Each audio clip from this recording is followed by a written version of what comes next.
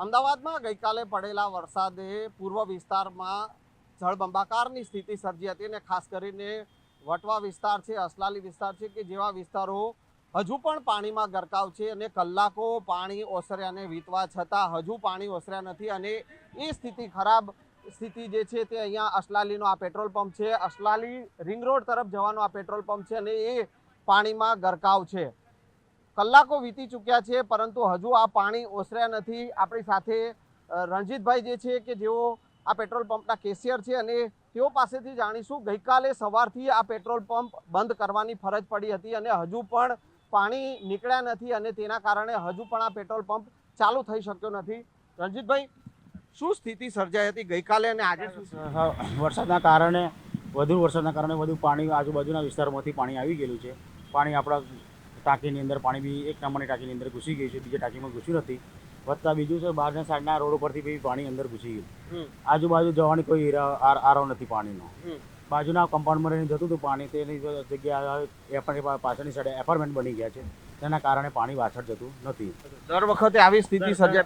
દર વખતે આવી સર્જાય છે, પણ આજ સાલે વધારે સર્જાય છે। પહેલાં તો પાણીનો થોડો ઘણો નિકાલ કરતો હતો અને નિકાલ થઈ જતો હતો અને મોટર મૂકીને મોટર નીકાળી મૂકતા હતા। ક્યારથી કેટલા વાગ્યા ગઈકાલે કેટલા વાગ્યાથી પેટ્રોલ પંપ બંધ? ગઈકાલે 12 વાગ્યા પછીનો બંધ જ છે। 12 વાગ્યાથી અત્યાર સુધીનો બંધ જ છે। ઓકે, અને હજુ પણ આ પાણી નીકળ્યા નથી તો હજુ પણ પેટ્રોલ પંપ બંધ? હજુ ભાઈ બંધ રાખવો પડશે। આજે બંધ ચાલુ થાય કે કાલે ચાલુ થાય, પાણી નીકળે ના તો હજુ ચાલુ થાય તેમ નથી। કેટલું નુકસાન? અંદાજે તો 5 થી 7 લાખ રૂપિયા જેવું તો નુકસાન ખરું છે। હજુ પાણી તો અંદર ટાંકીમાં કેટલું છે કેટલું નથી એ હજુ સાહેબ અમારા આવીને ચેક કરે ત્યાં પછી ખબર પડે।